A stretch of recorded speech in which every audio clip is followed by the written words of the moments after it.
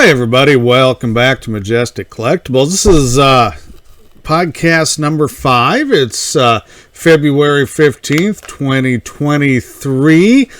This week's topic, eBay, the 800-pound gorilla. Thanks to Chad, one of my listeners out there, for this idea on the topic. If you guys got a topic out there, let me know. I'll be happy to talk on it if I think I might even, hopefully know what I'm talking about.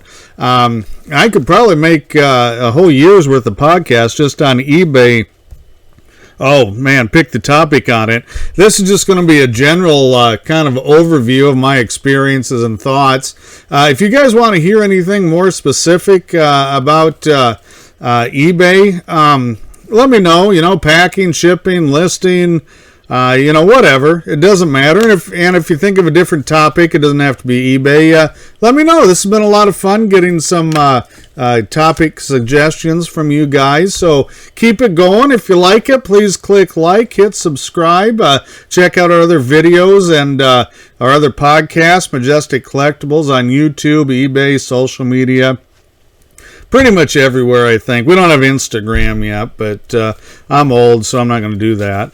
So eBay, the 800-pound gorilla. So I need to leave a little groundwork here. I started selling on eBay in May of 97, so not quite at the beginning of eBay. I think it was a year and a half, maybe 2.5 years after eBay actually started. And just before it really blew up, I guess.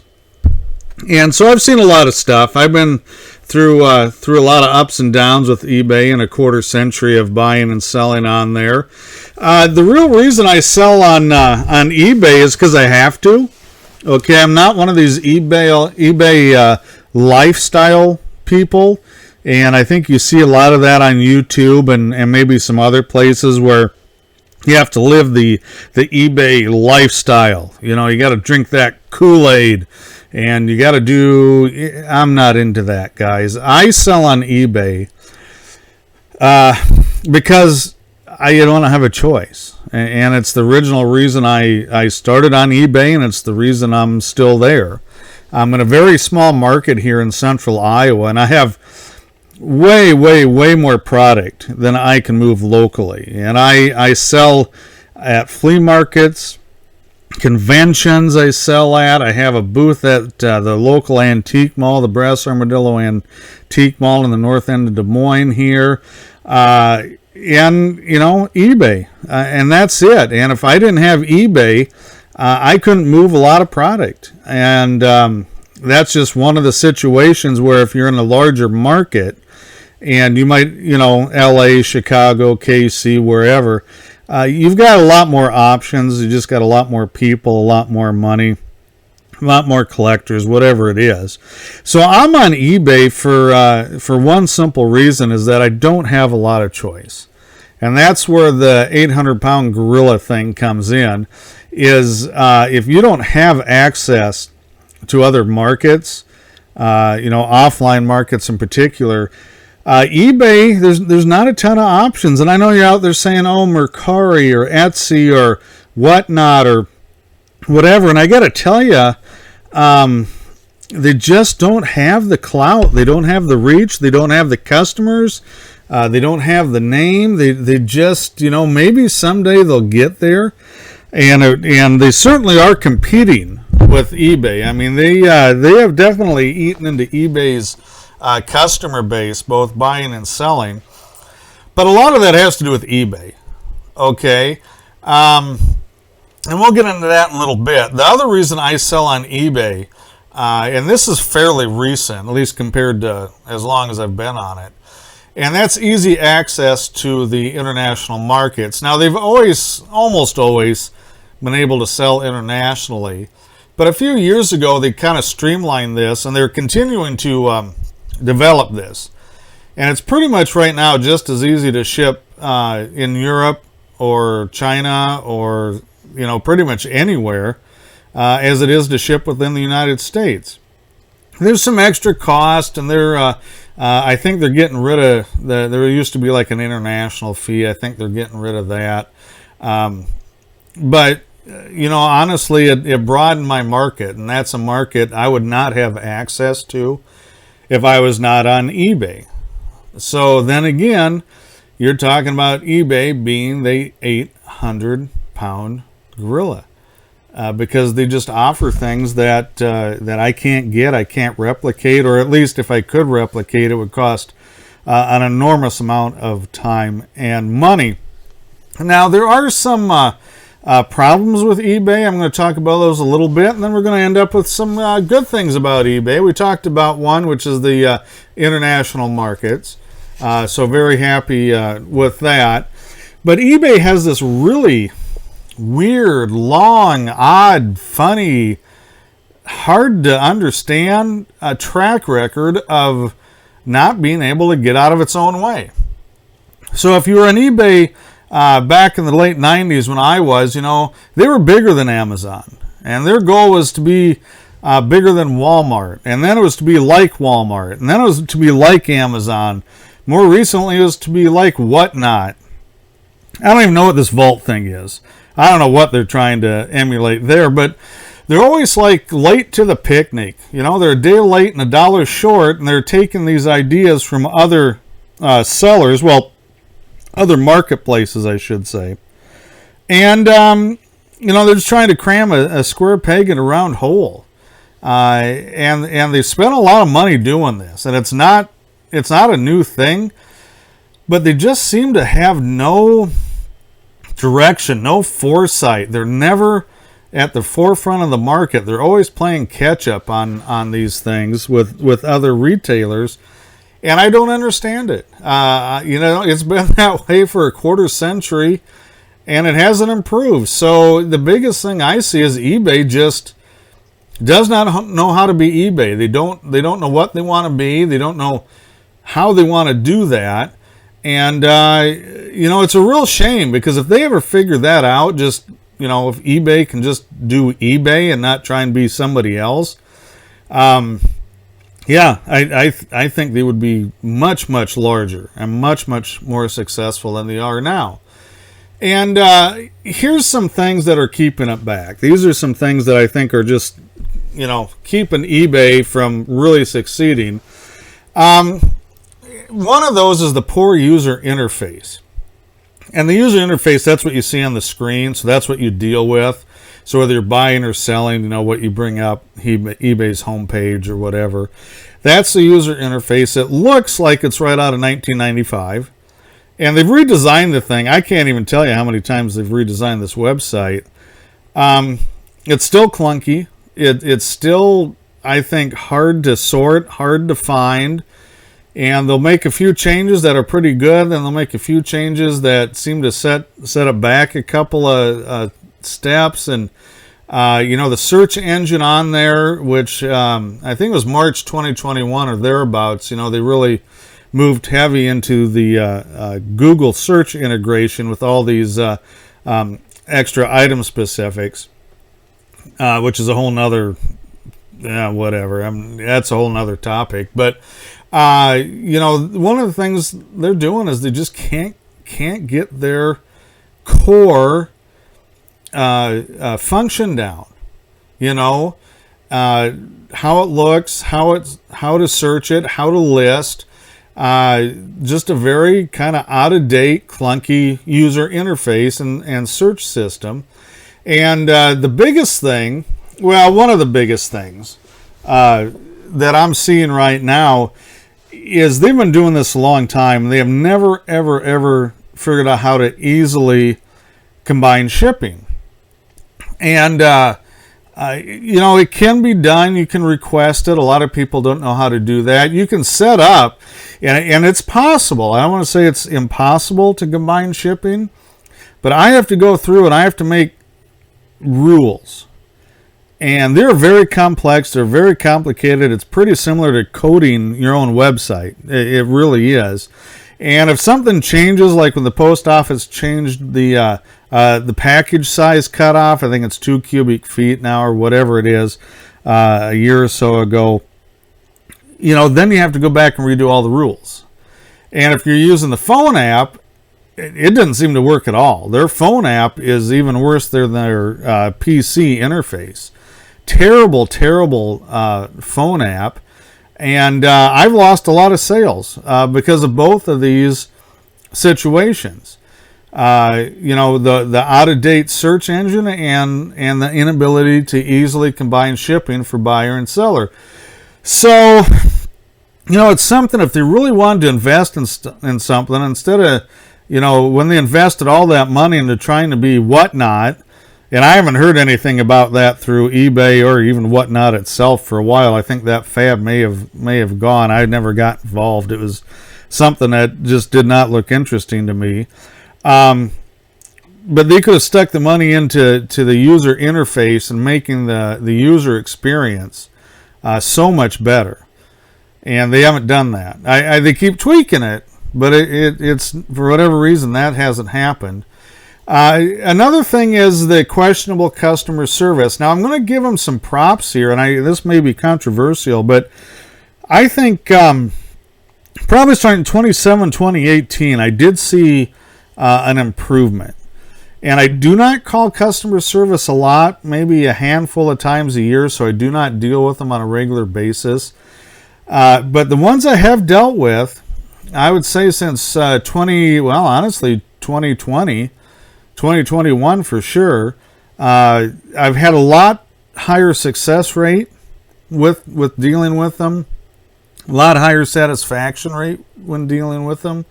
I think it's still not where it needs to be, but they're working on it, and that does seem to be slowly, very slowly, going the right direction. Now, whether they're going to be able to maintain that and improve upon it, I don't know. That's where eBay has had trouble in the past, is they work out the kinks a little bit, and they kind of let it sit, and then it gets bad again, and then they come back, I guess so the maintenance, just the routine upkeep of that, hasn't always been there for a lot of things. And hopefully it will be with the customer service. Now, rising costs is something else that's gone up, like everything else, in the last 2-3 years, it goes up. I personally do not think the costs are out of line for what they provide. But I do have trouble with the way they calculate some of them, the way the shipping plus the sales price is your gross sales. And I get it. You take, you track your shipping cost, you take it off at the end of the year and stuff like that. But it gives a false impression, in my opinion, with including that in there. And let's face it, it raises revenue for both eBay and, whoever's they have to pay tax to for you. They're getting an extra chunk of change based on the shipping, which is not a sale for you. It's really super hard to make money on shipping with the cost of shipping supplies and things. And if you have really high shipping to where you can make money, you're not going to sell as much. So I don't know. A lot of people have an issue with that. Something I think they should be able to iron out, but never have done that. The biggest thing I have as a seller, and seller or buyer both, but mainly as a seller right now. So, there's a lack of transparency. We talked about this in the podcast dealing with selling your collectibles and using eBay as a price guide or a source for pricing. There's no transparency. If there's buy it now, you see the line through it, what did it sell for? Now, there are ways around that. I'm not going to get into that, but there are some sites you can look at, and they've gone into the eBay code, and they can find out what those offers actually sold for. But you don't know if they actually sold. You don't know if that money changed hands. You don't know if somebody returned something. You don't know if something was broken in shipping. You don't know if the party got their buddy or even themselves, if they have two accounts, to bid on their own. She'll bid it. She'll buy it, trying to drive the market up. There's just not a lot of transparency there. And to go along with that is accountability. And starting to see them be more accountable. I think it's been forced by law enforcement because of all the stolen items that seem to be ending up on eBay with alarming regularity. And they have started to cooperate and crack down. But, they crack down on stuff that sometimes, they got these bots that search for words in your listing, and they're like ending listing and sending people warnings for something that's not even restricted. So, there's some work to be done there on the transparency and accountability. And they can do it, guys. They might give you a song and dance, say, oh, that's too hard, or we don't know how to do that. Well, it might be too hard for them, but it can actually be done. All right. And it should have been done from day one. And here, 25, 26 years later, it's still an issue. Come on, eBay, get out of your own way, right? Trend chasing is another big issue, I think, on eBay. And we talked about it a little bit here, when they followed Whatnot, and they made this big deal, and they wanted you to list videos, on your eBay store, or put a video in with your listing. And there are some times when that would be perfectly fine, okay? If you have high-end items, or you're selling vehicles, or whatever, sure, I could see where that'd be really useful. But I would say for a large majority of folks, that video thing is just another slowdown in the whole listing process that they seem to, make more complicated every time you list. Just today, February 15th, just today, I was listing stuff this morning, and it changed again. So the listing design page changed, not radically. It was in the item specifics. One of the, boy, I don't even know. It depends on the category. You might have 60 item specifics. I don't know, whatever you're listing in, but it's a lot. And down below the bar, they just had the words instead of the drop-down menu. So they had the most popular words right below the window. And that actually worked well for me. So whatever bot they're using to pick up words out of the title, this seems to be a little more accurate than what's happened in the past. And you can still click on it or type something in. But that was a change that was not there yesterday. I list almost every day during the week, and I didn't see that yesterday. Noticed it right away this morning. So I don't know if it changed for me overnight. I don't know if that's changed for any sellers out there that are listening to this, if that's something you've noticed. They don't usually change everything at once. It seems to go in waves or stages. So not everybody may be experiencing that yet. So if you're not, but I did like it. And I've noticed over the last 6 months, actually starting around Thanksgiving, some of those item specifics are starting to disappear a little bit, which makes some sense because there's a lot of redundancy on there. It just slows things down. And they need to streamline that. It does appear they're working on it, which is much appreciated. I am rooting for them. On there, but whether or not they'll be able to get it where it's going to be simplified to the point people like it, I don't know. I've never sold on another website, but I've been talking to some people on Mercari, and I guess that's a pretty streamlined process. And if Mercari keeps getting bigger, and eBay can't get out of its own way, they're making their own competition. They're enabling their own competition. And I think you're going to see a lot of buyers moving to Mercari or other sites. If you sell clothing, maybe it's Poshmark. I don't know. I've never sold on that site either, or I've never sold on either one. But you got to wonder, right, if that's going to end up hurting them if they can't get this stuff fixed. And I think it will. In other sites right now, this is what makes eBay really the big gorilla in the cage here. They're like a convenience store. Everything is in one spot. Even like Poshmark is mainly on clothing and higher end brands, the way it looks.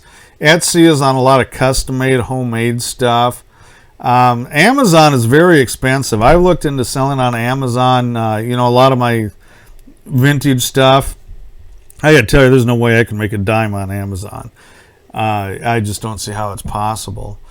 If you're into comics like I am, there's my comic shop. Facebook Marketplace is an option for almost anything. Craigslist, which I think is pretty much, at least where I'm at here, is kind of run out of steam. There's not much on it here locally in Central Iowa, at least not compared to Facebook Marketplace. There's Comic Connect, again, back to comics. You can got your own retail store. If you want to go up and be the retailer, you can do that too. So, if you're on eBay, gosh, it's all right there, man. It's all right there. They just need to manage their details, I think, a whole lot better, especially when it comes to the user interface, shipping combinations, ease of listing. Transparency. If they could nail those few things down, it would make a huge difference to everybody, not just to resellers or sellers, but also to customers. And it's really about customer experience on online shopping, because they have a lot of competition, and whoever has the best experience, honestly, is probably going to end up being the winner on this thing.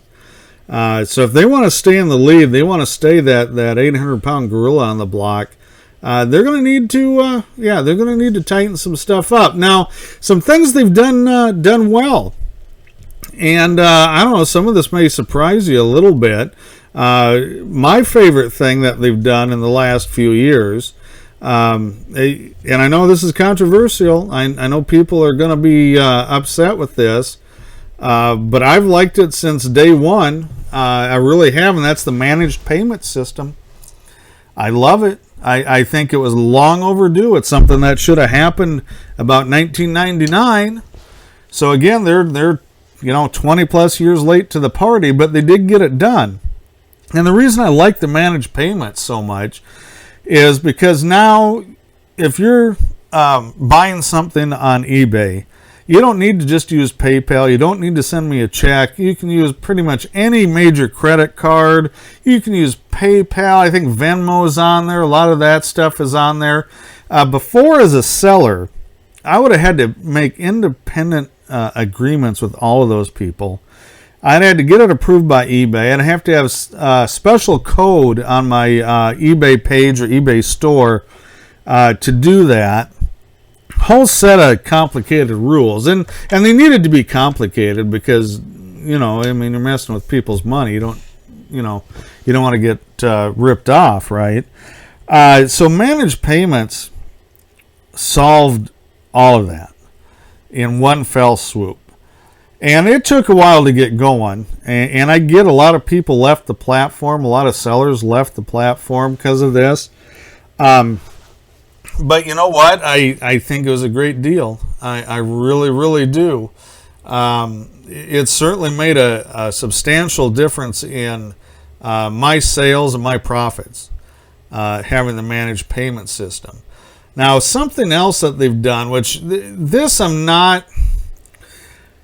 So this one is probably going to be just as controversial, I think. And I'm 50-50 on it, depending on the day and the weather and the wind. And that's this deal where you have to list like 7 days a week, so many items, or your stuff just falls off a cliff for views. And I get where people, they want people to list. They want active sellers, professional sellers. They don't want guys cleaning out your closet or your garage or whatever anymore. That eBay has been gone for a while now, and it ain't coming back.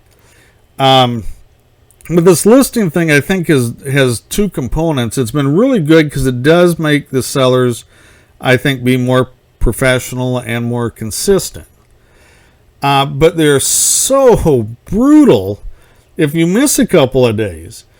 I mean, if I want to go away on vacation, I got vacation mode, I got this. I turn it back on when I get back. Now it has improved here, but it used to be it'd be 2-3 weeks before I'd start seeing, I guess what I would call normal sales, and now it's probably within a week. So it has shortened up. But man, you were just brutally punished. And if you run out of stuff, for like me, I have show season coming up in the warm weather months, so I'm gone on weekends. A lot of times I travel a lot. And I just don't have that opportunity to sit there and list stuff every day. And they really beat you up for that, man. I mean, they just seem to beat the tar out of you for missing a little bit. And that's something where I get it. I mean, I think it's a good thing that they want these people like me, these sellers, to list regularly. But I do think they need to back off on the punishment. Make the punishment fit the crime a little bit, because golly, they are really absolutely just brutal sometimes if you miss a couple of days. I think the other thing is, it goes along with that. They have to understand that most of us that sell on eBay are small individual sellers. Maybe couples or whatever, but there's really not a huge amount of those mega sales stores on eBay. And I gotta tell you again, they're really kind of draconian. If you make any mistake, once in a while I'll ship something out by accident. I'll get an item mixed up. And then the next person will buy that item, of course, and I won't have it, so it's out of stock. And I have very few problems with that, so I need to say that, if that happens, it's not even once a month that happens. But man, if it happens even once a month, my sales take a dive. And, you fall to top rated, to above standard on one mistake, maybe two mistakes. And that is insane. We're not robots. We need to be treated, I think, as human. And I don't have any problem. They have to be consistent as a seller. But my rate at that is less than 0.5%. Okay, I don't know, it's like 0.4 something, 0.5 something, so maybe 0.5%. That's it. And yet that will adversely affect my listings showing up or being viewed by people. And that's youch. Okay, that's pretty rough. And I don't sell a lot of high-end items, so maybe it's a $5 item, and that, if I whiffed on it, if I made a mistake, and it's my mistake, I agree, I need to avoid that, but it happens, we're all human. Good Lord, if it's a $5 or $10 piece, I'll probably lose $100 to $200 in sales because all of a sudden my stuff isn't showing up. So, mixed bag on that listing thing. It's something that I think they do need to promote consistency there, but maybe don't have to stand over you with the guillotine on that particular situation. And, lastly, I want to talk a little bit more. I mentioned it earlier, and that's the international markets. And I got to tell you guys, I know a lot of people that absolutely positively just will not sell internationally. I use the eBay international shipping. It's real easy. They figure, they give you this big chart by the country and what the price increments are based on weight. It's real easy to read and deal with. You don't have to fuss with the customs forms. It's all included when you sell it and print the label. It has stuff listed. I hope they're working on this. There is only a place for like 6 items. So then you have to kind of work on the customs form and like so many items, general description, overall dollar value. So there's a little stuff there. But I'm betting that's probably a limitation more with the shipper than it is with eBay. Because if you sell domestically, eBay will give you a list of 10 items, whatever, no big deal. So I think that's probably a little bit out of eBay's control. But I'm telling you, man, I know it's going to make a difference on what you're selling. I would lose several $1,000s a year if I didn't ship eBay International. And I ship cheap stuff, and I ship expensive stuff, and everything in between. And I just pack it up pretty much like I pack it to ship here in the U.S. Most everything I sell has a box, so I don't use the sleeves or the bubble mailers or anything like that. So it's really nothing out of my way. I don't really have to do anything extraordinary to ship internationally. And odds are, unless it's going to Canada or Mexico, you'll ship it to a distribution center here in the United States. Mine was in Erlanger, Kentucky. It's now in Glendale Heights, Illinois. I haven't had anything go to Kentucky for a few months now.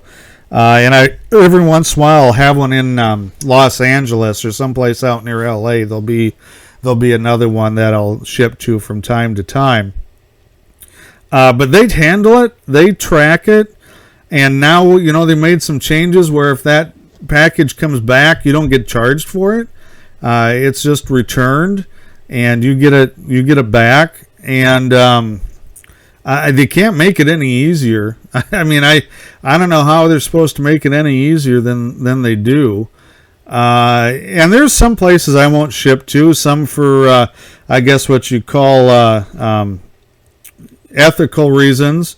Some places I have had more trouble with as far as deliveries and returns, and I think they'll get that worked out. But until they do, I've kind of blocked those countries. I'm not going to name any of them. If you want to know, send me a email or something through the Majestic website, and I can explain it a little more, or maybe in another podcast. But this really isn't the place for that. But I got to tell you, it's opened up a fantastic window of opportunity. And lastly, the 800-pound gorilla. The biggest reason it's the 800-pound gorilla, well, it's real simple. I told you all the places that I sell, shows, flea markets, conventions. Well, same as a show, really. Convention's just bigger. And my antique mall booth. And all of those combined equal not even half of what I sell on eBay in a year.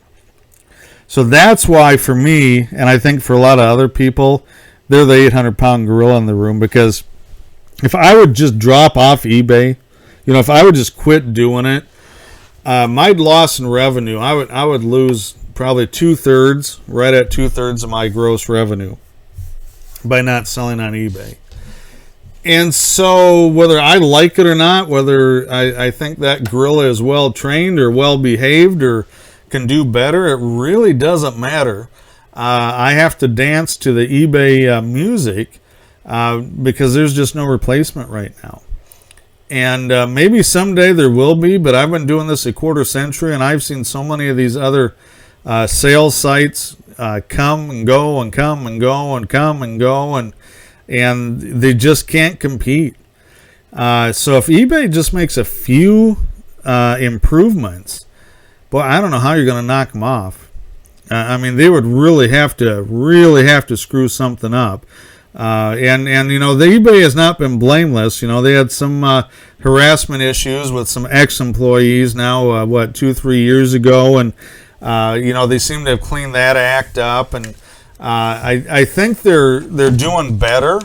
They've really worked on this 1099K form, and granted, it's mainly for them, but it helps us too. Trying to get that limit increased when it dropped from $20,000 to $600 in a year, and now it's been kind of, I don't know, it's floating in limbo. I have not heard of anything changing. They just, evidently Congress is going to back off or revisit it, which it's tax season now, so I don't know what they've actually done, if they went back and reverted to the 20,000 limit or what they're doing.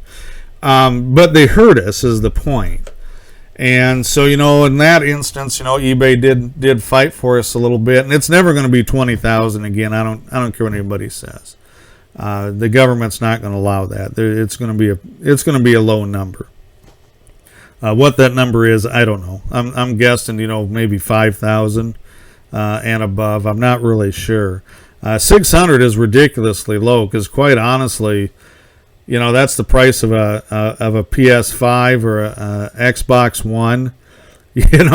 So you're not talking a lot of personal sales to get to that threshold. That's not a ton of money anymore. So we'll see what they do with that. And that's it for this one. That's my 800-pound gorilla topic for eBay. Again, if you want to hear me talk on anything more specific eBay related, any parts of it, packing, shipping, international, whatever, please let me know. Leave it in the comments. Ask your questions. I'll do the best I can with it. All I can really tell you is my experiences. I am not some world-renowned expert in, anything, actually. I've just been doing this a long time, which means I'm old and I've seen a lot of stuff, right? So check out our other podcasts, check out our videos, and thanks for listening.